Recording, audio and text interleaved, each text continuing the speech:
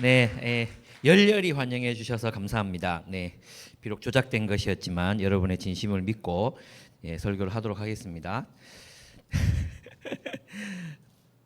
웃자고 한 얘기 너무 진지하게 반응하지 마십시오. 아, 교회란 무엇인가? 여러분에게 교회는 무엇입니까? 교회. 일요일이 되면, 주일이 되면 일어나서 이제 피곤하지만 가야 하는 어떤 장소. 또 거기 가면 어릴 때부터 알았던 친구들이 함께 예배드리는 그런 장소, 혹은 하나님을 예배하는 어떤 그 장소, 고대 신전에서 마치 신들이 모셔져 있고 그 신을 만나러 가는 그런 장소. 여러분은 교회를 무엇이라고 생각하고 계십니까? 하나님께서는 이 교회라는 것이 어마어마하게 넓고 또 우주적인 비전을 가지고 이 교회를 창조하려고 하셨습니다. 그런데 우리 마음속에 있는 교회는 굉장히 작고 쪼그라져 있는 그런 모습으로 이렇게 생각되고 믿어지고 있습니다.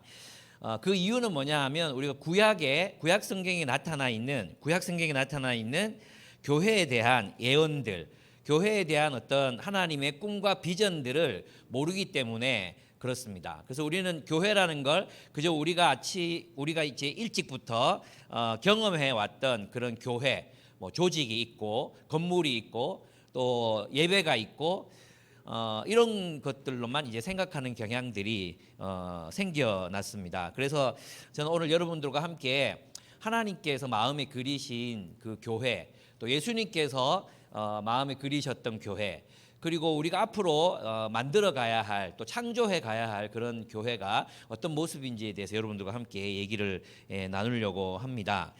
먼저 이제 구약을 한번 이제 살펴봐야 되는데요. 구약의 이스라엘은 구약의 교회라고 할 수 있습니다. 그렇죠? 구약의 교회가 바로 이스라엘입니다. 하나님은 왜 하나님의 백성들을 부르셨을까요? 왜 그들을 다른 민족들도 많은데 하필이면 한 가족 아브라함을 선택하셔서 그들로 하여금 한 나라가 되게 하셨을까요? 왜 그들을 하나님 나라의 백성으로, 또 하나님의 백성으로 삼으셨을까요? 그 이유를 알면 우리가 교회가 되는 것이 무엇인지, 또 교회가 된다는 게 어떤 뜻인지를 대략 알 수 있습니다. 그래서 여러분과 함께 얘기를 나눠볼 텐데, 먼저 이제 여기 창세기 18장을 한번 PPT로 한번 보도록 하겠습니다. 같이 한번 읽어 보겠습니다. 시작. 아브라함은 강대한 나라가 되고 천하 만민은 그로 말미암아 복을 받게 될 것이 아니냐. 내가 그로 그 자식과 권속에게 명하여 여호와의 도를 지켜 의와 공도를 행하게 하려고 그를 택하였나니 이는 나 여호와가 아브라함에게 대하여 말한 일을 이루려 함이니라. 아멘. 우리는 여기서 이 본문에서 창세기 18장 18절은 굉장히 잘 알고 있어요. 아브라함은 강대한 나라가 되고 그리고 천하 만민은 그로 말미암아 복을 받게 될 것이 아니냐. 그래서 이제 하나님께서 하나님의 백성들인 우리를 모든 민족을 위한 축복을 위한 통로로 하나님이 우리를 선택하셨다. 그러니까 축복의 통로가 되려면 먼저 우리가 축복을 많이 받아야 돼. 그래서 하나님께 축복을 구하는 기도를 드리기도 하고 그렇게 했죠. 그런데 여러분, 여기서 굉장히 중요한 비밀이 있어요. 뭐냐 하면 천하 만민은 그로 말미암아 복을 받게 될 것이라고 이야기했는데, 그 조건이, 천하 만민의 축복이 될 수 있는 조건이 19절에 나와요. 19절. 그게 뭐겠어요? 이스라엘이 어떤 나라가 될 때 천하 만민을 위한 축복의 근원, 축복의 통로, 축복의 원천이 될 수 있을까요? 그게 이 구절에 나옵니다. 19절을 보시면 그 자식과, 권속은 뭐냐 하면 친척들을 말하죠. 후손들을 말하는 거죠. 그러니까 여기에는 육신적인 이스라엘의 아브라함의 후손들만을 얘기하는 것이 아니라 예수 그리스도를 통해서 아브라함의 후손이 될 우리까지도 이제 포함이 되는 거예요.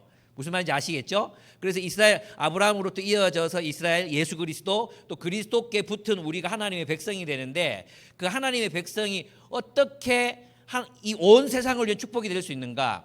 뭐 부자가 되고 돈을 많이 벌고 공부를 잘하고 그렇게 해서 축복의 통로가 되는 게 아니라, 그 다음 구절로 보시면 여호와의 뭘 지켜? 여호와의 뭐?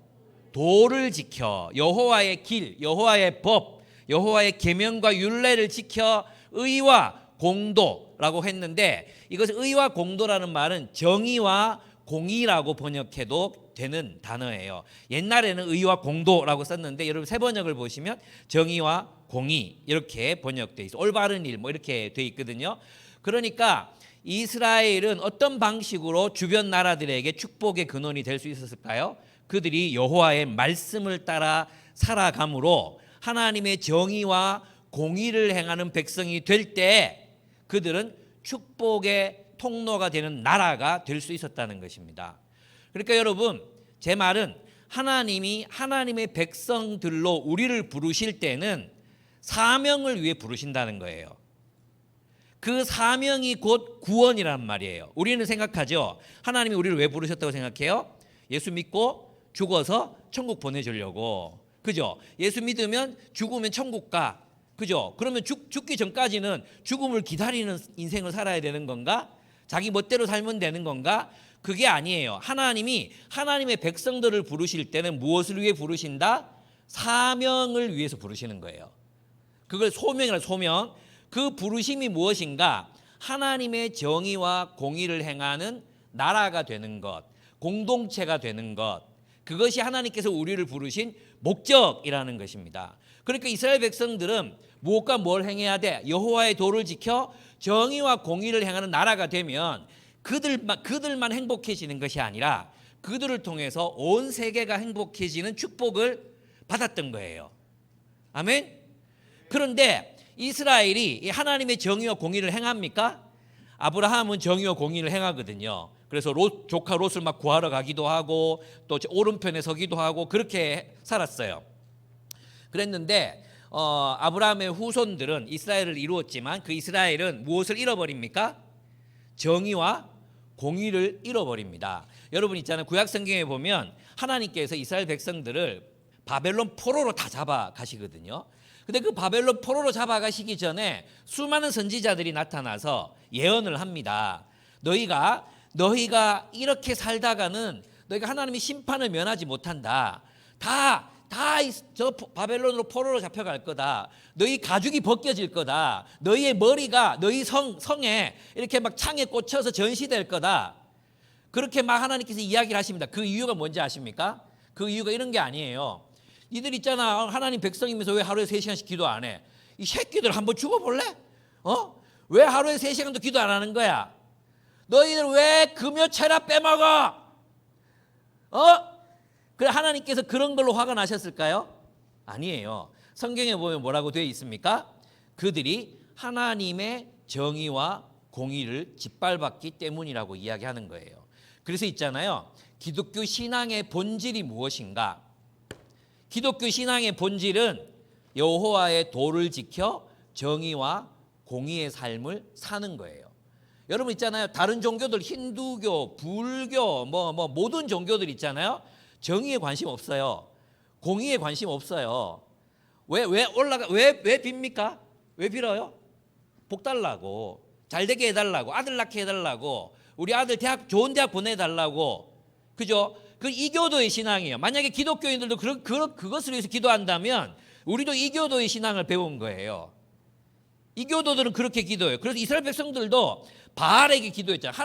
하나님은 재미가 없거든. 왜? 하나님은 정의와 공의를 실현하라고 하는데 바알은 뭐 했어요? 내가 비 내려줄게. 내가 바람을 보내고 비 내려주고 너희들 농사 잘 되게 해줄게. 이게 바알의 약속이었거든요. 그래서 그들은 바알에게 빌었어요. 그러다가 어떻게 됐습니까? 하나님께서 그들을 심판하십니다. 여러분 우리가 여호와 하나님을 믿는 신앙이라는 것, 그 신앙의 본질, 그 신앙의 핵심에는 무엇이 있다고요? 정의와 공의가 있어요. 그래서 하나님의 백성들이 정의와 공의를 잃어버리면 심판을 받는 거예요. 심판을 받았어요. 이스라엘 백성들이 왜 심판받았습니까? 기도 열심히 안 한다고, 제사 열심히 안 드린다고, 나를 위해서 찬양곡을 다시 짓지 않는다고 심판을 받은 게 아니었어요. 아모스서에 보면 너희가 부르는 그 노래, 너희를 위해 지절거리는 그 노래 듣기 싫다. 너희가 가지고 오는 그 제사로 드리는 그 고기 냄새 질려버렸다. 다 갖고 돌아가라. 그리고 너희는 정의를 하수같이 공의를 강물같이 흘릴지로다. 이렇게 말씀하신 거예요.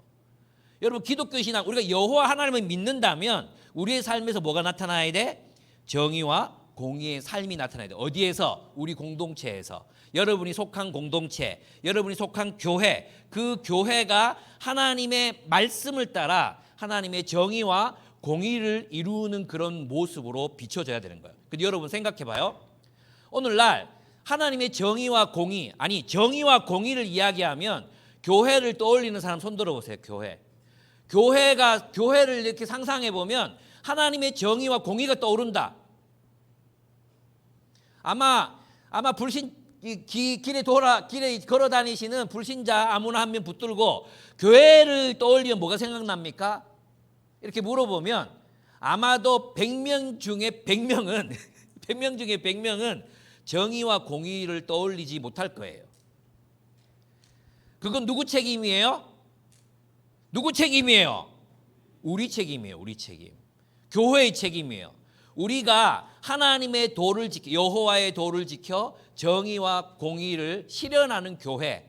교회 그러면 세상은 다 썩어 빠졌어도 교회는 하나님의 정의와 공의를 따라 산다. 정직한 사람들이다.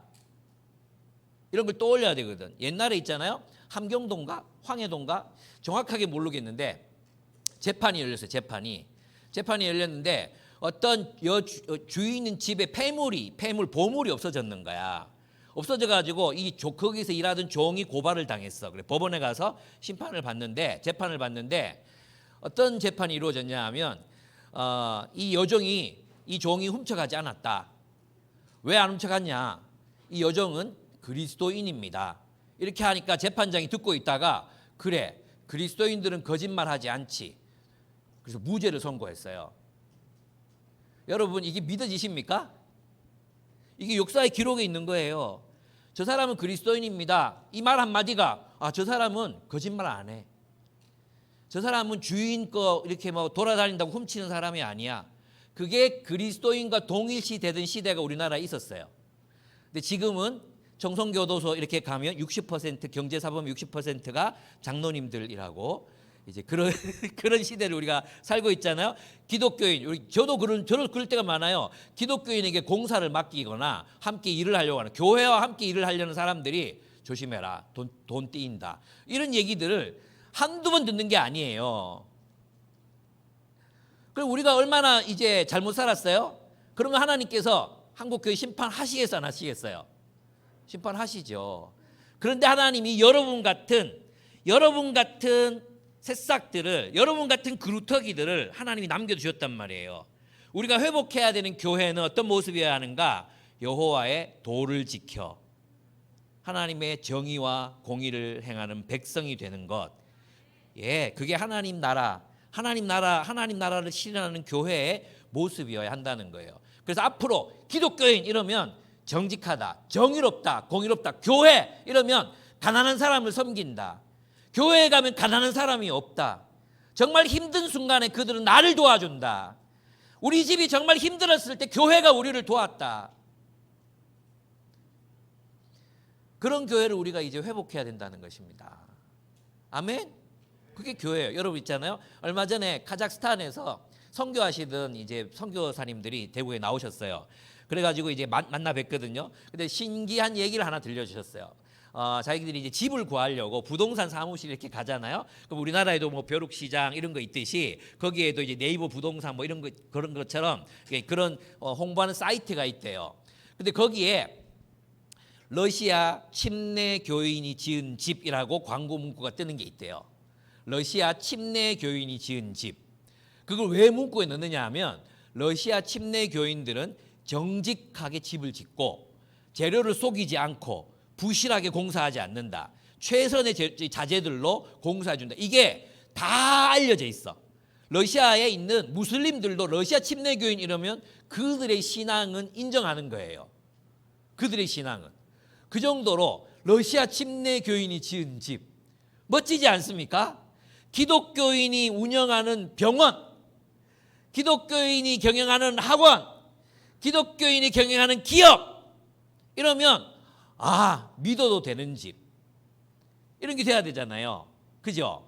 그런 교회를, 정의와 공의의 삶을 살아가는 교회를 우리가 다시 회복해야 될 필요가 있다는 것입니다.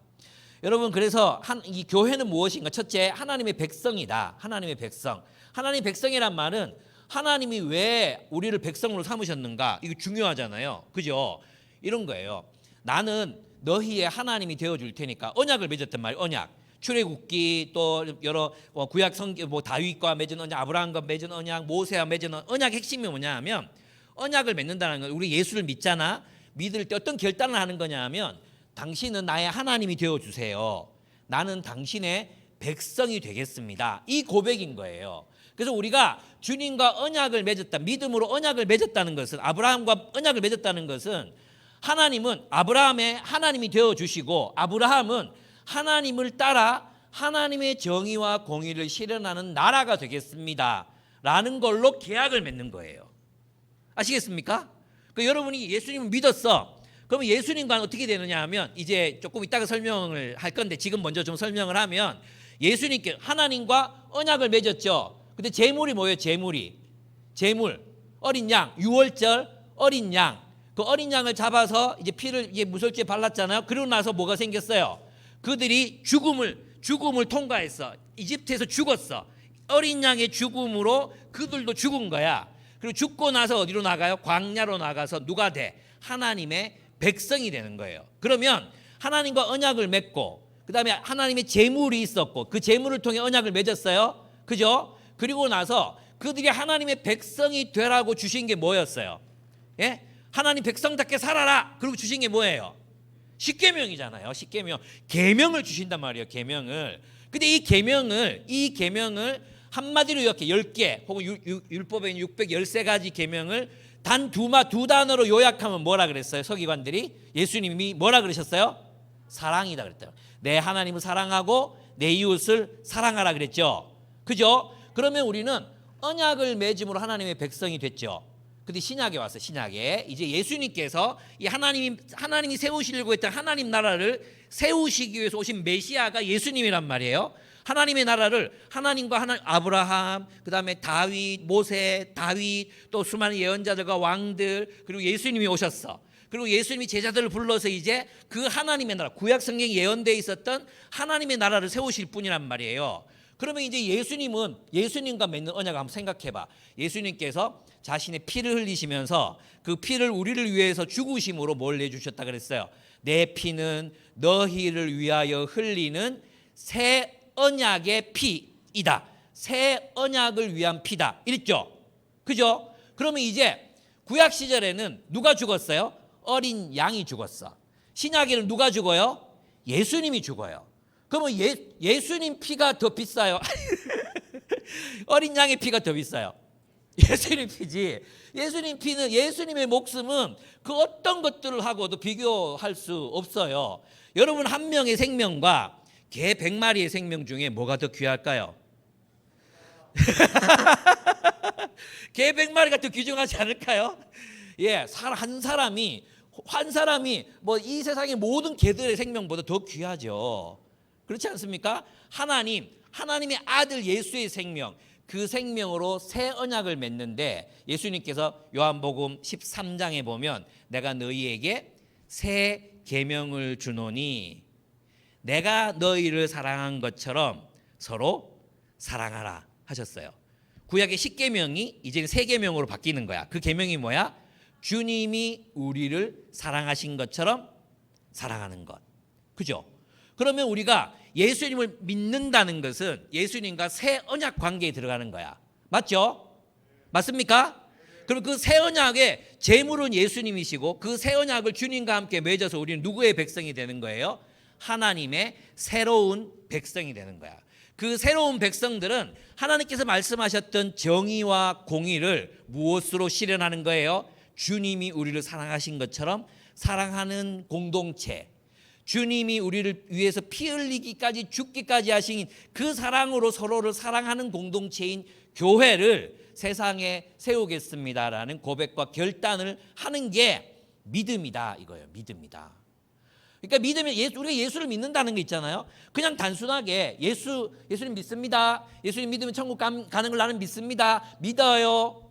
나는 하나님의 존재를 믿습니다. 남들은 안 믿지만 나 하나님 살아계신 거 믿어요. 그 믿음으로 우리가 구원을 얻는 게 아니라 예수 그리스도와의 새 언약의 관계 속으로 들어가서 하나님의 새로운 백성이 되기로 결단하는 거예요. 그게 교회가 된다는 뜻이에요. 그러면 교회가 되는 사람들은 이제는 자기 자신의 욕심, 욕망을 따라 살면 안 돼. 무엇을 위해 살아야 돼? 하나님 명령하신 사랑을 위해 살아야 돼. 무엇을 실현하는 사랑?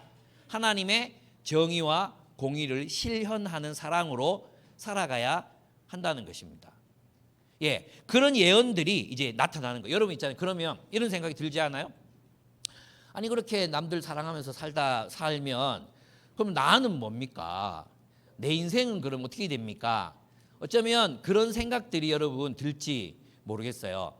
여러분 놀라운 건 뭐냐 하면 하나님께서 뭐라고 말씀하셨냐 면 너희가 내 말씀에 순종하면 제일 앞에 그 강의 안이 있거든요. 그걸 올려주시면 되겠습니다. 그걸 그냥 띄워놓으시면 되겠습니다. 네, 이겁니다. 두 번째 보면 하나님 말씀에 순종하는 백성이라고 써놨잖아요. 우리는 이렇게 생각해. 우리는 모태신앙 손 들어봐. 모태신앙들. 이런 못된 신앙들. 모태신앙 손 내리세요. 괜찮아요. 예, 좋아요. 저 아들들도 모태신앙이에요. 네. 그런데 모태신앙들이 주로 생각하는 게 이제 뭐냐 하면 한 번도 이제 하나님의 뜻 밖에서 살아본 적이 별로 없다고 생각해. 사실은 실제로 보면 이제 뭐 신앙생활 제대로 한 게 아니잖아요. 그죠? 주일날 뭐 잠시 드리는 예배에 가서 말씀 제대로 안 들었잖아요. 맨날 휴대폰 보고 야단 맞고 그랬지. 지각하고 졸고 그랬잖아요. 그랬는데 이런 또 말씀을 전하면 또 다 안다고 생각해. 그게 우리의 착각이지. 우리의 착각인데 실제로 우리가 주님께 우리의 삶을 드려서 헌신해 본 적이 별로 없어. 사실 나만을 위해서 살아온 경험들이 많죠. 그럼에도 불구하고 우리 이렇게 생각해. 하나님으로부터 교회로부터 좀 자유로워지고 싶다. 이런 생각을 하는 거예요. 이게 아담이 그랬거든요. 아담이 하나님으로부터 자유로워지면 더 넓은 세계로 나아갈 수 있을 것 같잖아요. 안 그래요? 예? 안 그렇습니까? 저는 그랬는데 하나님으로부터 자유로워지면 더 넓은 세계로 나갈 것 같잖아요. 근데 있잖아요. 인간은 어떤 존재냐면 하나님이라는 거대한 대지 그 대지로부터 뿌리가 뽑히면 어떻게 돼요? 썩죠. 죽어가죠. 열매를 맺을 수 없어요. 풍성한 삶을 살 수 없어요. 예, 물고기가 대양으로부터 그 대양 넓은 대양 그 하나님이라는 넓은 대양 그 대양으로부터 와 이 바다 이 빌어먹을 바다에서부터 내가 자유롭고 싶다. 왜 나는 바다에서만 살아야 되는데 왜 나는 하나님 안에서만 살아야 되는데 그러고 물 밖으로 뛰쳐나오면 그때부터 어떻게 되는 거예요? 이러다가 뛰지는 거야. 그죠? 그럼 죽을 수밖에 없는 거예요. 인간은 있잖아요. 아담이 그랬단 말이에요. 하나님으로부터 탈출해서 자유로워질 줄 알았는데 욕망, 자아라는 욕망, 그 욕망 속으로 노예가 되어버린 거예요. 욕망의 노예가 되어버린 거야. 욕망에 갇힌 거지. 그래서 인간이 자신의 욕망으로부터 결코 자유로워질 수 없는 그런 존재가 되어버린 거예요. 그래서 하나님께서는 그런 존재들, 그 욕망에 사로잡혀서 이제 르네 지라르가 어떻게 얘기했냐면 우리는 서로의 욕망에 기대어 함께 지옥으로 떨어진다. 이런 말을 했어요. 무슨 말이냐면 우리가 욕망하는 것들이 사실은 내 욕망이 아니라 타인의 욕망이라는 거예요. 타인의 욕망. 그걸 미메시스라 그래요. 미메시스. 타인의 욕망. 우리는 다른 사람이 뭘 잘하면 나도 그걸 잘하고 싶어요. 다른 사람이 뭘 가졌잖아요. 그럼 내가 그걸 가지고 싶어요. 평소에 하나도 인기 없었는데 누가 걔를 좋아하잖아요. 누가 걔를 좋다고 말해. 그럼 나도 걔가 좋아져요. 타인의 욕망. 여러분이 갖고 있는 욕망도 내 욕망이 아니라 사실은 부모님의 욕망. 부모님은 누군가에게부터 전념된 욕망. 서로가 모두가 그런 욕망에 기대어서 살다가 결국은 어떻게 해요? 절벽으로, 나락으로, 지옥으로 떨어진다. 욕망은 우리를 자유롭게 해주지 못해요. 욕망은 있잖아요. 타인의 것을 착취하게 만들고 타인 위에 서려고 하고 타인을 짓밟고 그게 욕망이 하는 일이잖아요. 여기서는 하나님의 선한 욕망을 제외한 하나님 안에 있는 욕망, 하나님을 욕망하는 욕망이 아니라 우리 이기적인 욕망을 말하는 것입니다. 그러면 우리는 지옥으로 떨어지는 거죠. 그래서 하나님이 우리를 구원하시는 방법은 뭐냐 하면 내가 너희를 인도하여 약속의 땅으로 데리고 간다 이거예요. 그죠? 그럼 어디로 가? 가나안으로 데리고 가잖아요. 뭐라고 얘기하셨습니까? 그 땅에 가면 하나님이 이스라엘 백성들을 막 꼬시는 거지. 그 땅에 가면 뭐가 있다고요? 젖과 꿀이 흐르는 땅. 젖과 꿀이 흐르는 땅으로 내가 너희를 인도하여 가리라. 이렇게 말씀하시는 거예요. 그런데 있잖아요. 그 땅이 젖과 꿀이 흐르려면 무엇이 이루어져야 되느냐 하면 여호와의 도를 지켜 의와 공도를 행하는 나라가 될 때, 다시 말해서 하나님 나라의 공동체, 하나님의 정의와 공의를 실현하는 공동체를 이룰 때 그들은 그곳에서 젖과 꿀이 흐르는 풍요로움, 그 풍성함을 경험하며 누리며 살아갈 수 있었다는 것입니다. 그런데 그들이 있잖아요. 우리는 이렇게 생각해. 하나님 이스라엘 백성들 막 편애한 것 같지. 나는 있잖아요. 구약 성경 읽을 때마다 어떤 생각이 드느냐 하면 야들은 괜히 하나님 백성 돼가지고 맨날 두드리 맞고 맨날 침략당하고 맨날 포로로 끌려가고 맨날 기근과 가뭄이 오고 뭐 있잖아요. 인류 역사상 가장 가혹하게 이제 다뤄졌던 민족을 꼽으라면 또 유태인 그 대학살 600만 명, 650만 명이 가스실에서 죽잖아요. 그런 거 보면 진짜 정말 안 됐다 이런 생각이 들어요. 예. 여러분 있잖아요. 그들이 약속의 땅으로 들어가서 그 풍요로움과 그 풍성함을 누리기 위해서는 하나님의 말씀을 따라 살았어야 되는 거예요. 여러분 놀랍게도 하나님 말씀을 따라 살면 우리의 인생은 풍요로워집니다. 근데 우리는 그 하나님을 신뢰하지 못해. 바알을 더 의뢰하고 싶어. 바알. 내게 농사 잘 짓게 해준다는 바알. 내게 부자가 되게 해주겠다는 바알. 그 바알에게 마음이 더 끌리는 거야. 정의와 공의보다도. 일단 내가 더 먼저 배부르게 잘 먹고 잘 살고 싶은 거지. 그럼 어떻게 되겠어요? 우리가 그런 세상, 그렇게 탐욕이 가득한 세상을 만들면 그런 세상이 지금 바깥 세상이잖아요. 어떻게 됩니까? 폭력. 탐욕은 폭력을 불러오게 돼. 부자들의 폭력, 합법적인 폭력들이지. 합법적인 폭력. 가인이 아벨을 쳐 죽이고 노아 시대에 힘 있는 사람들이 힘 없는 사람들이 데리고 살던 아내, 딸 할 것 없이 자기 마음에 예쁜 사람들 다 자기 아내를 취해서 막 성폭행하고 라멕이라는 인물이 나타나 나는 창상 칼에 베었지만 내게 창상을 입힌 놈 난 죽여버렸지 자랑하고 가인을 위해서는 벌이 7배라고 웃기는 소리 하지 마라. 라멕을 위한 벌은 77배 1이로다. 나를 건드리는 놈들에게는 77배로 보복해 주겠다. 폭력. 그 폭력이 세상을 지배합니다. 아닌 것 같습니까? 러시아와 우크라이나를 보십시오. 미얀마를 보십시오. 이 땅에서 일어나는 수많은 힘 있는 사람들이 가지고 있는 자기들에게는 그 법을 절대 적용 안 해. 남들에게만, 약자들에게만 법을 적용해. 이런 세상이 나타날 수밖에 없어요. 그런 세상에서 가난한 사람들은 행복할 수 있을까요? 어떻게 생각합니까? 그런 세상에서 가난한 사람도 행복할 수 있을까요? 없죠. 여러분들 평생 동안 월급 다 모아도 아파트 한 채 못 사. 아멘. 그런 세상이 행복한 세상입니까? 그런 세상이 부자들도 그러면 행복해지겠습니까? 네버. 절대 행복해질 수 없어요. 하나님께서 그래서 이 땅에 하나님 백성들을 불러서 하나님의 정의와 공의를 실현하는 새로운 세계, 새로운 사회, 새로운 공동체를 세우고 싶으셨던 거예요. 그게 하나님의 백성들이었고 그 하나님의 백성이 뒤를 이어서 교회가 나타나는 것입니다. 그래서 있잖아요. 두 번째, 그래서 교회는 그리스도의 몸이다 했죠. 이 몸이라는 표현이 무슨 표현이냐 하면 이 몸이 무엇이냐 하면 이 몸은 나라라는 말을 바울의 용어로 바꾼 거예요. 만약에 있잖아요. 이 나라라는 말이 킹덤이거든. 그 당시 언어는 바실레이아. 그 바실레이아가 킹덤이에요. 킹덤. 그럼 왕국이니까 제국이잖아요. 그러면 이 왕국이라는 말을 쓰면 로마 당국이 긴장할 수도 있고, 맞죠? 그리고 또 로마처럼 이제 하나님 나라도 로마처럼 힘으로 지배하는 나라로 오해받을 수도 있었기 때문에 그리스도의 몸이라는 표현을 써요. 그리스도의 몸이 뭡니까? 누가 머리예요? 누가 왕이에요? 그리스도가 왕이에요. 여러분 그리스도가 무슨 뜻인지 아십니까? 예수 그리스도예요. 예수 그리스도, 지저스 크라이스트. 그러니까 많은 사람들이 서양 사람들은 이름을 앞에 쓰고 성을 뒤에 쓰니까 아, 지저스의 성이 크라이스트구나 이렇게 생각해. 그렇게 생각하는 사람들 많죠. 예, 예수 그리스도란 말은 예수 왕이라는 뜻이에요. 메시아, 히브리어 메시아를 번역한 단어가 그리스도예요. 그 메시아가 누구냐? 왕, 하나님이 예언하신 왕이라는 뜻이에요. 왕. 그리스도가 오셔서 그러면 이제는 그러면 하나님께서 메시아를 보내시잖아요. 메시아를 보내시면 그를 통해서 무슨 일이 일어나느냐? 이 땅에 하나님의 나라가 세워지는 거예요. 하나님의 나라. 그 하나님의 나라가 어떤 나라냐? 예, 이사야서 9장에 나와. 이사야서 9장. 한번 이거는 제가 안 쳤어요. 여러분이 성경책이 잘 없네. 찾아봅시다. 이사야서 9장을 한번 같이 찾아보겠습니다. 이사야서 9장 6절입니다. 이사야서 9장 6절.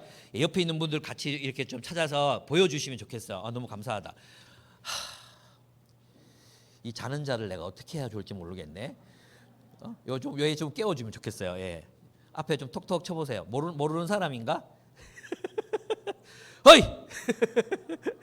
정신 차려 이 친구야. 이사야서 9장 찾아라. 이사야서 9장. 이사야서 9장 6절부터 한번 보겠습니다. 6절. 이사야서 9장 6절. 다 찾았습니까? 예. 그러면 같이 한번 읽어보겠습니다. 시작. 이는 한 아기가 우리에게 낳고 한 아들을 우리에게 주신 바 되었는데 그의 어깨에는 정사를 메었고 그의 이름은 기묘자라 모사라 전능하신 하나님이라 영존하시는 아버지라 평강의 왕이라 할 것임이라. 계속 그 정사와 평강의 더함이 무궁하며 또 다윗의 왕자와 그의 나라에 군림하여 그 나라를 굳게 세우고 지금 이후로 영원히 정의와 공의로 그것을 보존하실 것이라. 만군의 여호와의 열심히 이를 이루시리라. 아멘. 하나님이 메시아를 보낸다 했죠. 근데 그 메시아가 누구의 모습으로 와? 한 아기의 모습으로 와. 아기인데 한 남자 아기의 모습으로 와. 근데 그의 정체는 뭐예요? 기묘자라. 기묘자라는 말을 영어 성경으로 보면 원더풀이라고 돼 있어요. 그냥 보면 감탄사밖에 안 나오는 거야. 우와, 우와, 있죠? 우와. 이렇게 감탄사밖에 안 나오는, 범주를 정할 수 없는, 인간인지 신인지 남자인지 여자인지 범주를 정할 수 없는 우와, 이게 기묘자라는 뜻이에요. 기묘자. 신기하다, 신비로운 분이라는 뜻이에요. 그 다음에 모사 있죠. 모사. 이거 위대한 그레이트 카운셀러라고 되어 있는데 이건 위대한 스승을 말이에요. 위대한 스승. 위대한 스승. 그 다음부터가 중요해. 그 다음부터가 뭐야? 전능하신 하나님이라. 한 아기의 모습으로 오는데 그의 원래 정체는 뭐라는 거예요? 전능하신 하나님이시다. 영원히 존재하신 아버지시다. 근데 지금 이사야가 뭘 기도하고 있습니까? 그의 정사가 뭐냐 하면 거버먼트, 정부, 거버먼트. 그의 다스림이, 정사와 권세, 권위가 언제부터 언제까지 영원할 것이다. 아멘. 그럼 하나님께서 메시아를 보내시는 이유는 이 땅에 누구를 보내시는 거예요? 하나님의 통치를 실현하실 왕을 보내시는 거야. 왕. 그러면 교회는 뭐야? 교회는 그분이 머리가 되시고 우리가 지체가 돼서 그리스도의 몸이 됐어. 그리스도의 나라가 됐어. 이건 있잖아요. 그리스 사람들도 국가를 몸이라고 표현한 적이 있었어요. 예, 국가가 몸인 거예요. 그러면 이 나라는 그리스도가 왕이 되시는 나라, 그 나라가 뭐예요? 교회란 말이에요. 교회. 아멘? 아멘이 안 됩니까? 골로새서를 또 찾아보세요. 거기에 보면 마지막 날에 하나님께서 아들의 나라를 아버지께 바칠 때가 오나니 이렇게 되어 있어요. 아들의 나라를, 그리스도의 나라를 아버지께 바칠 때가 오나니. 아멘? 그러면 교회는 뭡니까? 교회는 그리스도의 나라인 것입니다. 그럼 그리스도의 나라는 무엇을 따라 살아야 합니까? 그리스도의 새 계명을 따라 살아야 합니다. 아멘? 그리스도의 새 계명이 무엇입니까? 내가 너희를 사랑한 것처럼 너희가 서로 사랑하라. 아멘? 예수님이 우리를 어떻게 사랑하셨어요? 예수님이 우리를 어떻게 사랑하셨어요? 십자가에 목숨 바쳐 사랑했죠. 예. 우리 이제 요한 1서를 한번 같이 찾아보겠습니다. 요한 1서. 요한 1서 3장입니다. 요한 1서 3장. 야고보서 히브리서 앞에 있나? 어디 갔지? 요한 1서가. 네, 요한일서 3장 베드로후서 뒷부분에 있습니다. 네, 3장 14절 한번 보겠습니다. 요한일서 3장 14절. 여기 보면 굉장히 중요한 이야기를 합니다. 제가 한번 읽어보겠습니다. 우리는 형제를 사랑함으로, 같이 읽읍시다. 그 다음부터 시작.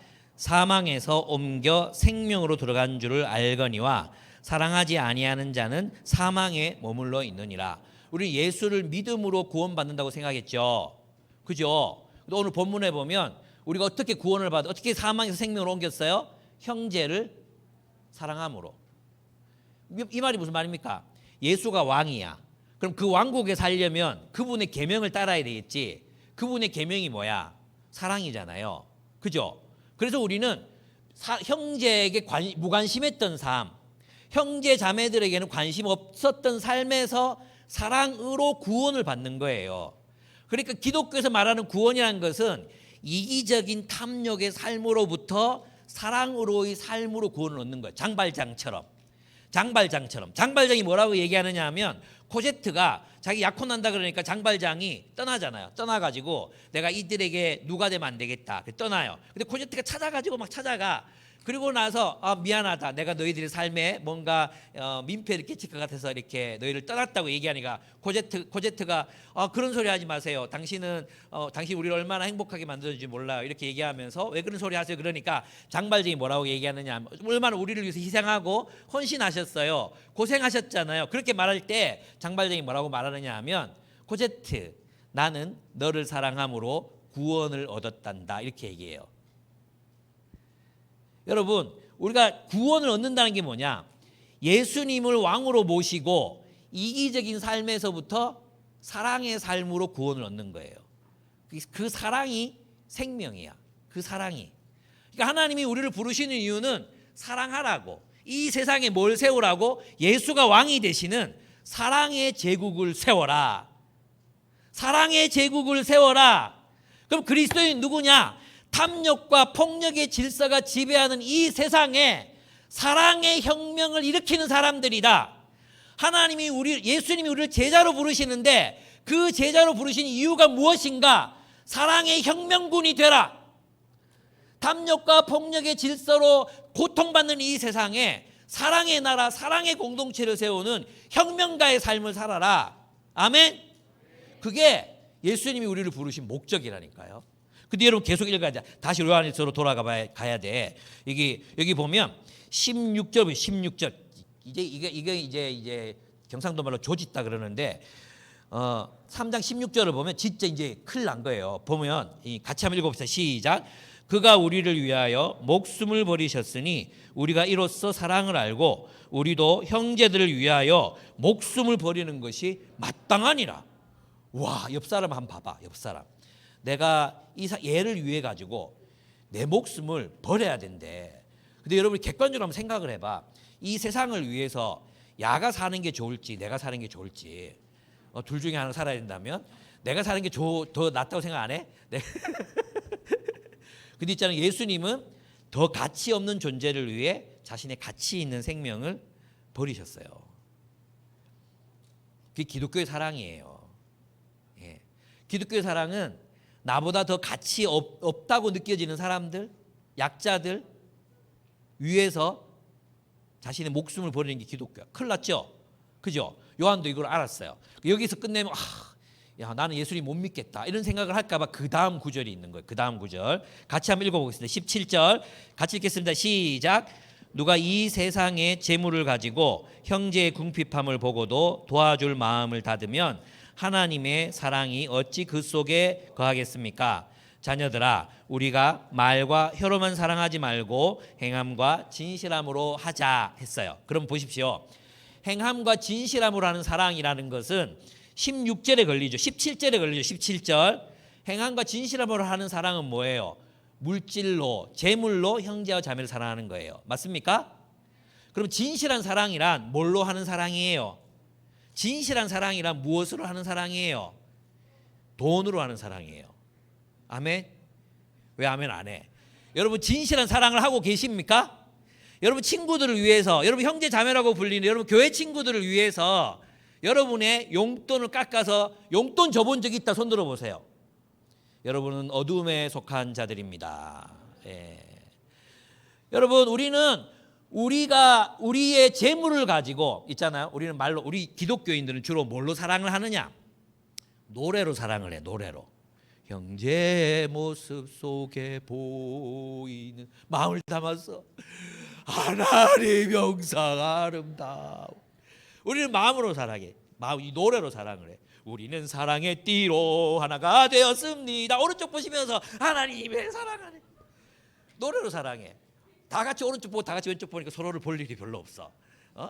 우리는 그런 사랑을 해. 근데 성경에서는 우리가 형제의 사랑, 우리의 생명을 다해 사랑하라 그랬는데 그것까지는 사실 그것까지 안 된다면 뭘로라도 사랑하라는 거예요. 재물로라도 사랑해라. 그래서 교회는 있잖아요. 교회는 어떤 집안의 가정이 실직해 버렸어. 그러면 그 가장을 책임지는 게 누구예요? 교회여야 한다는 거예요. 어떤 한 성도가 암에 걸렸어. 입원비가 수천만 원이 나와. 그럼 그 입원비를 누가? 그분이 그걸 감당할 재력이 없어. 그럼 교인들이 전부 십시일반해서 그 가장을 도와야 된다. 그 가정을 도와야 된다는 거예요.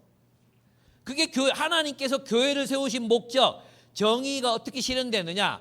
법을 통해서, 율법을 통해서 정의는 실현되지 않습니다.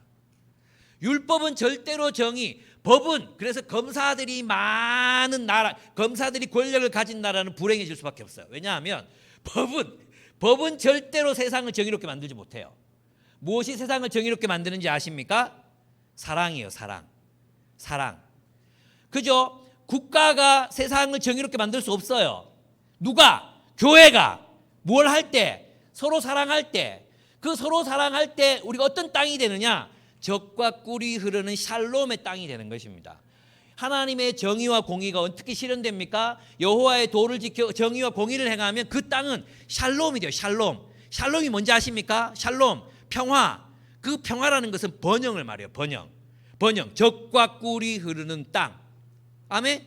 거기에는 그냥 영적인 번영만 있는 게 아니에요. 거기에는 하나님께서 풍성한 재물도 주시고 풍성한 관계들, 서로 사랑하는 것 안에, 그 관계 안에 뭐가 있습니까? 거기에 기쁨이 있거든요. 여러분 있잖아요. 뷔페 식당에 가서 혼자 배 터질 때까지 밥 먹는다고 생각해봐요. 하루는 먹으면 좋지. 근데 있잖아요. 영원히 혼자 밥 먹는 뷔페 식당 생각해 보세요. 세상 사람들 다 전멸하고 나 혼자 남았어. 근데 그 뷔페 식당에서는 계속해서 음식이 막 생산돼. 그래서 나 혼자 그 뷔페 식당에서 계속 맨날 배 터지게 쌀 푸딩 뭐 있어요. 연어회 뭐 또 좋은 거 뭐 있습니까? 닭똥집 아니 닭튀김 계속 나와 막. 근데 그걸 영원토록 혼자 처먹고 있다고 생각해봐. 처묵. 여러분 일주일만 지나면 눈물이 나올 거야. 눈물이. 진짜 막 야자수 막 이렇게 휘황찬란하게 있는 수영장 상상해봐. 와 정말 멋지다. 혼자 영원히 풀장에서 혼자 놀아. 혼자.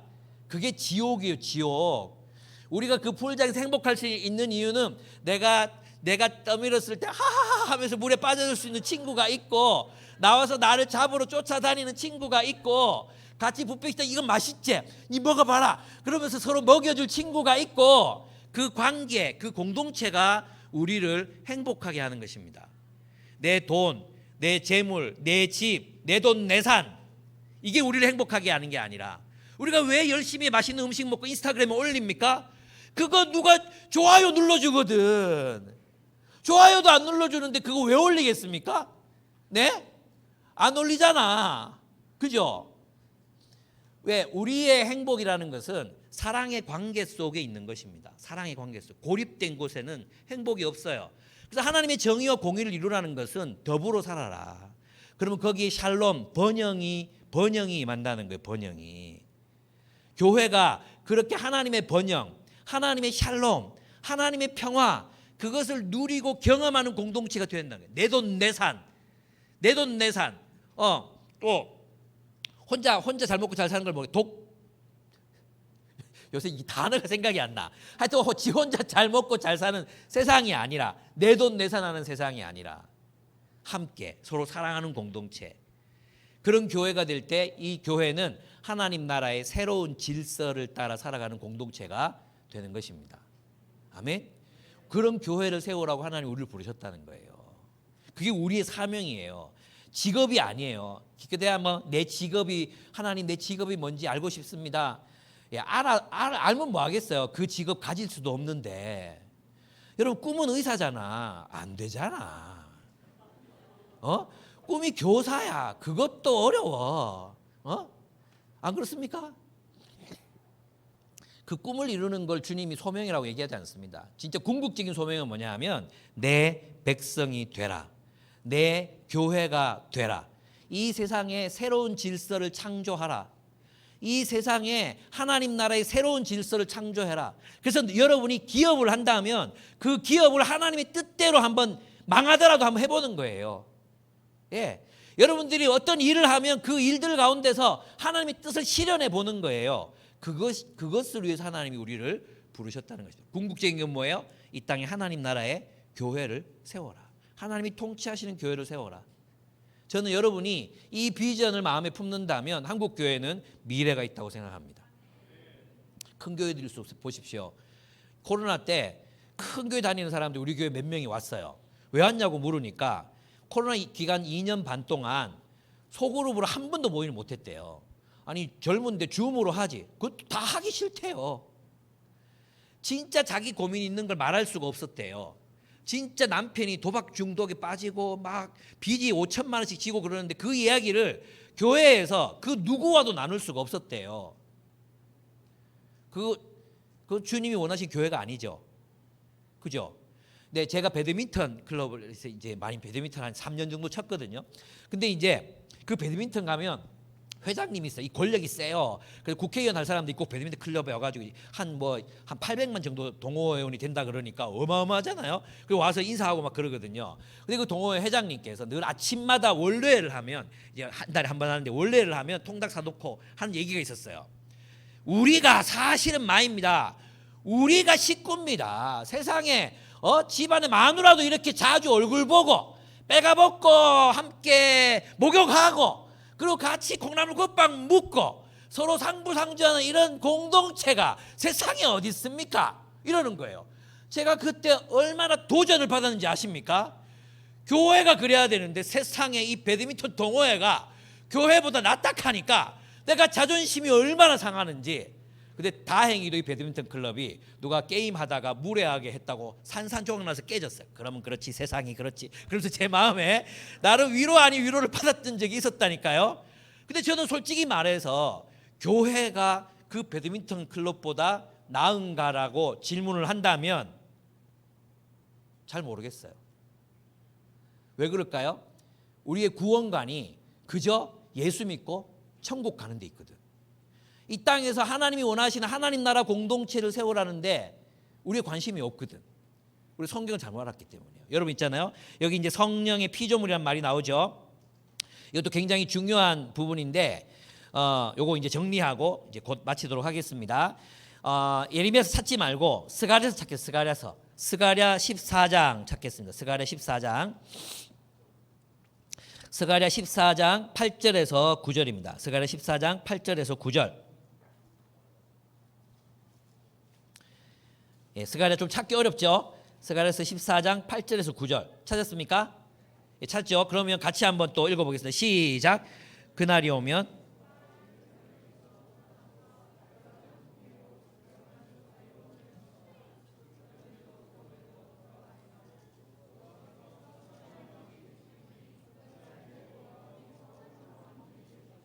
아멘. 거기까지. 예, 거기 보면 제가 세 번역으로 읽어드릴게요.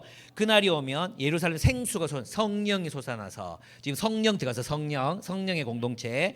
그날이 예루살렘 생수가 솟아 절반은 동쪽으로 절반은 서쪽 바다로 흐를 것이다. 여름 내내 겨울 내내 그렇게 흐를 것이다. 주님께서 온 세상의 왕이 되실 것이다. 성령이 임해. 생수가 성령이잖아요. 성령이 임해. 예루살렘 그 성전에서부터 그 생수가 흘러 넘쳐. 그럼 누가 왕이 되는 날이 오는 거예요? 하나님이 왕이 되시는 거죠. 성령이 누구십니까? 진리의 영. 하나님의 말씀으로 여러분 에스겔서에 보면은 하나님이 새 영을 부어 주시면 우리 마음에 하나님의 율법이 새겨집니다. 성령을 부어주시면 우리 마음의 율법이 새겨져요. 그래서 우리가 그 마음으로 율법을 준행하는 삶을 살 수 있게 돼. 아멘? 그러면 누가 왕이 됩니까? 여호와께서 온 세상의 왕이 되신다는 거예요. 하나님께서 성령을 보내신 이유는 그저 방언이나 하라고, 예언이나 하라고, 미래가 어떤지 그냥 보여주라고 성령을 보내신 것이 아니라 누가 왕이 되게 하시라고? 여호와 하나님이 왕이 되시게 하시는 일이 바로 성령께서 하시는 일인 거예요. 여러분 있잖아요. 에스겔서 47장을 한번 찾아보겠습니다. 에스겔서 47장. 예, 에스겔 47장입니다.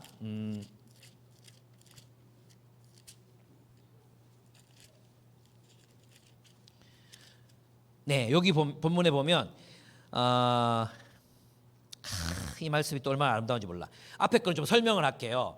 환상이에요, 환상. 에스겔 47장 환상인데 이게 이 에스겔이 환상을 보는 거예요. 예루살렘 성전에서 물이 막 흘러나와. 처음에는 발목을 잠궈. 알죠 이거? 그다음에 이 무릎을 잠궈. 막 물이 흐르는 거예요. 그리고 허리를 잠궈. 근데 나중에는 도저히 그 물 속에 머물러 있을 수 없는 양이 막 물이 흐르는 거예요. 막 흘러가. 이 물들이 어디로 가느냐 하면 동쪽 바다로 가는데 이제 8절부터 6절부터 보겠습니다. 6절부터 보겠습니다. 진짜 너무 벅찬 구절이야. 그래서 6절을 보겠습니다. 제가 읽어볼게요. 그가 내게 이르시되 인자야. 인자가 에스겔도 인자지만 결국 나중에 예수님도 인자시거든. 인자. 왕이, 이 인자란 말은 하나님께서 세우신 왕이란 의미도 가지고 있습니다. 다니엘서는. 제가 읽어보겠습니다. 그 다음에 나를 인도하여 강가로 돌아가게 하시로. 7절 내가 돌아가니 강 좌우편에 나무가 심이 많더라. 그가 내게 이르시되 이 물이 동쪽으로 향하여 흘러 아라바로 내려가서 바다에 이르르니 이 흘러내리는 물로 그 바다의 물이 되살아나리라. 이 강물이 이르는 곳마다 번성하는 모든 생물이 살고 또 고기가 심이 많으리니 이 물이 흘러 들어가므로 바닷물이 되살아나겠고 이 강이 이르는 각처에 모든 것이 살 것이며 또 이 강가에 어부가 설 것이니 엔게디에서부터 에네글라인까지 그물 치는 곳이 될 것이라. 그 고기가 각기 종류를 따라 큰 바다의 고기에 같이 심이 많으려니와. 12절 강 좌우가에는 각종 먹을 가실나무가 자라서 그 잎이 시들지 않으면 열매가 끊이지 아니하고 달마다 새 열매를 맺을 것이다. 이렇게 돼 있어요. 무슨 뜻입니까? 성수, 생수, 메시아가 오시면, 그날이 오면, 그래서 있잖아, 예수님은 우리에게 성령을 보내시는 분이에요. 예수가 메시아라면 성령이 와야 돼. 근데 예수가 메시아이셨기 때문에 성령이 왔어. 성령이 왔죠? 그러면 성령이 이루는 공동체는, 성령이 닿는 그 공동체는 어떻게 되는 거예요? 살아나. 나무가 살아. 열매를 맺어. 그리고 이 새물, 이 생수가 흐르는 곳마다 어떤 일들이 일어난다는 거예요? 죽은 강물이 살아나. 심지어 물고기 한 마리 살 수 없는 사해도 살아나. 사해, 죽은 바다도 살아나. 거기에서 많은 물고기들이 헤엄치면서 살고 어부들이 사시사철 그물질을 해내도 물고기의 양이 줄어들지 않는 그날이 온다. 그날이 언제예요? 예수께서 성령을 보내실 때 생명의 행군, 강물의 행군이 일어나는 거예요. 무슨 말입니까? 성령이 인도하시는 공동체, 그 교회가 가는 곳마다, 교회의 사역이 펼쳐지는 곳마다 어떤 일들이 일어나는 거예요? 죽은 강물이 살아나는, 죽은 세상이 다시 생명을 얻는 그런 일들이 일어나는 것이 하나님의 뜻이었습니다. 실제로 교회가 가는 곳마다 죽은 문명들이 살아나기 시작합니다. 기독교적인 가치관이 흘러 들어간 곳마다 사람들의 인권이 살아났습니다. 기독교의 가치관이 흘러 들어가는 곳마다 노예들이 해방되기 시작했습니다. 기독교가 가는 곳마다 병자들을 버리지 않고 그들을 수용해서 고치는 병원들이 세워지기 시작했습니다. 우리나라에서 어떻습니까? 여성들이 그렇게 사람 취급 못 받고 살던 시대에 약자들을 위한 학교를 기독교회들이 지었습니다. 그들을 사랑하며 살려고 하다 보니까 너무 병들어 죽는 사람들이 많았어. 그래서 무료 병원을 지어서 그들을 진료했던 사람들이 바로 기독교인들이었습니다. 여러분, 로마에서 노예 제도가 어떻게 폐지되는지 아십니까? 기독교인들이 자기 소유의 노예들을 막 해방시켜 주었기 때문이었습니다. 기독교가 가는 곳마다, 여러분, 지금 우리가 누리고 있는 대부분 인권, 대학, 과학 문명 이런 것들은 기독교적 세계관, 가치관이 기반이 되어 있지 않았다면 누릴 수 없는 것들입니다. 심지어 민주주의까지. 여러분, 그것이 교회입니다. 교회. 교회는 성령의 새로운 능력으로 성령의 열매를 맺고 성령의 은사로 그렇게 이 공동체는 세상과 다른 공동체로 살아나게 됩니다. 이것이 주님께서 우리를 향해서 꿈꾸셨던 새로운 공동체의 모습이었어요. 그래서 있잖아요. 교회는 이제 불가능한 삶을 살아갈 수 있게 돼요. 어떤 삶인지 아십니까? 우리는 있잖아요. 여러분 한번 손 들어봐. 사람을 보면 미워하는 게 쉬워요? 사랑하는 게 쉬워요? 미워하는 게 쉽죠. 미워하는 건 숨쉬듯이 쉬워요. 사랑하는 건 억수로 어려워요. 진짜 가진 노력을 다해야 돼요. 여러분, 용서하는 게 쉬워요? 뒷담화하는 게 쉬워요? 뒷담화하는 게 훨씬 쉽죠. 뒷담화는 뭐 안 가르쳐줘도 할 수 있어요. 용서하는 건 어마어마한 노력을 기울여야 돼요. 그런데 있잖아요. 우리 예수를 믿잖아요. 그리고 하나님 말씀에 순종하는 삶을 살기로 결단하잖아요. 어떤 일들이 일어납니까? 성령의 열매를 맺게 돼. 성령의 열매. 요거 한번 읽고 오늘 마치도록 하겠습니다. 갈라디아서 5장 22절과 23절입니다. 이게 아마 PPT 있지 싶은데 한번 띄워주시겠습니까? 갈라디아서 5장 22절 23절입니다. 네, 같이 읽어보시죠. 이 앞에 돼 있다. 좋네요. 시작. 오직 성령의 열매는 사랑과 희락과 화평과 오래 참음과 자비와 양성과 충성과 온유와 절제니 이 같은 것을 금지할 법이 없느니라. 여러분, 이걸 보면 단순히 어떤 걸 생각하느냐 하면 사람들이 자기 개인에게서 맺는 열매라고 생각해요. 근데 그게 아니에요. 이건 있잖아요. 우리가 이 앞부분에 4장에 가면, 갈라디아서 4장에 보면 우리가 육신을 따라 살면 이렇게 돼 있어요. 육신을 따라 살면 어떻게 되냐 하면 피차 물고 먹어 멸망하느니라 이렇게 돼 있어요. 그러니까 성령이 아니라 육신을 따라 살면 우리 공동체는 피차 물고 먹어 멸망해요. 그러면 성령의 인도를 따르면 성령의 열매를 맺겠죠. 육신의 열매는 멸망이에요. 멸망. 성령의 열매는 사랑과 희락과 화평과 오래 참음과 자비와 양성과 충성과 온유와 절제예요. 그럼 이 열매는 어디에서 맺혀야 되겠어요? 교회가 함께 맺어가야 하는 공동체적인 열매인 거예요. 우리 공동체가, 우리 교회가 사랑이 많은 교회가 돼야 돼. 여러분 있잖아요. 큐티하고 뭐 하나님 말씀 듣고 이러면서 내 마음에 와, 사랑이 생긴 것 같아. 오늘 아침에 사랑이 충만한 것 같아. 지 혼자만 사랑해. 그건 미친 상태예요. 아무도 사랑 안 하면서 자기 혼자 사랑이 충만해. 그 미쳤죠. 희락, 기쁨. 이게 우리 이 성경이 말하는 희락이라는 것은 이 공동체 안에 서로가 서로를 바라볼 때 희락이 넘치는 거예요. 우리 스태프분들 그거 아시죠? 우리가 서로를 바라볼 때 기쁨이 있잖아요. 희락이 있잖아요. 근데 큐티하고 혼자 마음속에 막 내면의 기쁨이 막 용솟 넘치는 것 같아. 이건 뻥 맞아도 그렇게 돼. 그런 게 이거는 서로의 관계 속에 있는 거예요. 오래 참음이 뭐 저는 마취 안 하고도 이빨을 뽑을 수 있습니다. 이런 게 아니에요. 예, 아니 미국의 어떤 대회에 가면 겨자 있죠, 겨자를 기저귀에 성인용 기저귀에 막 발라놓고 차. 그 누가 누구 오래 견디나 하나님이 오래 참음의 은사를 주셔서 제가 1등했습니다. 이런 건 아니야. 이 오래 참음은 뭐냐 하면 서로가 서로에 대해서 오래 참는 거예요. 여러분 이 성령의 열매가 가득하게 되는 공동체를 상상해 보십시오. 거기에 샬롬이 있고 거기에 풍요로움이 있습니다. 아멘. 예. 그리고 우리가 가진 은사를 가지고 하나님 나라 열매는 이게 요한복음 15장인 거예요. 요한복음 15장 한번 보여주십시오. 아, 내가 안 했다. 예. 요한복음 15장 제일 처음에 했던 그 구절인데 여기 본문에 보면 그래서 이제 최종 정리. 나는 포도나무요, 너희는 가지니 그랬죠. 포도나무는 누구예요? 예수님. 가지는 교회들이에요. 교회들.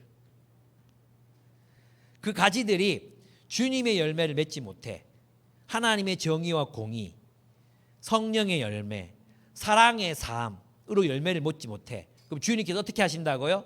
제거해 버리시고, 그리고 주님의 말씀을 따라 열매를 맺는 가지들은 깨끗하게 하셔서 더 풍성한 열매를 맺게 하시는 거예요. 그러면 이제 주님이 우리를 어떻게 하시느냐?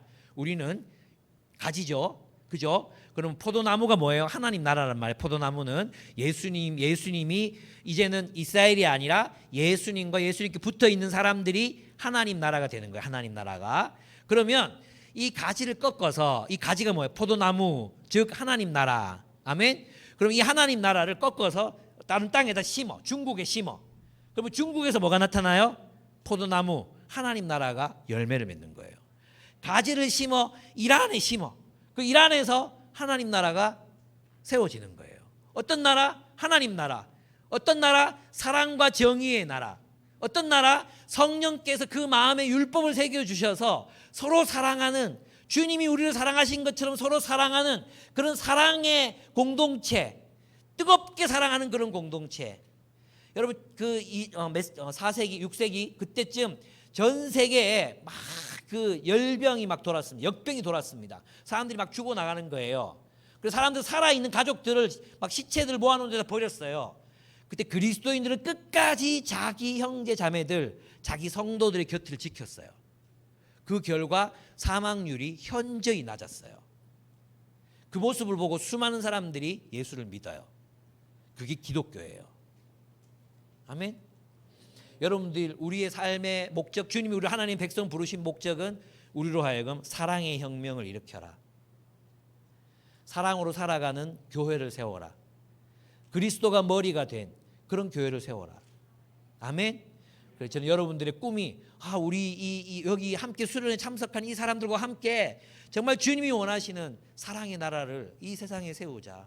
탐욕과 폭력의 질서 속에서 저렇게 낮아빠지고 저렇게 인생을 포기하고 자신들의 삶이 고통스럽게 만드는 저들을 우리가 구원하자.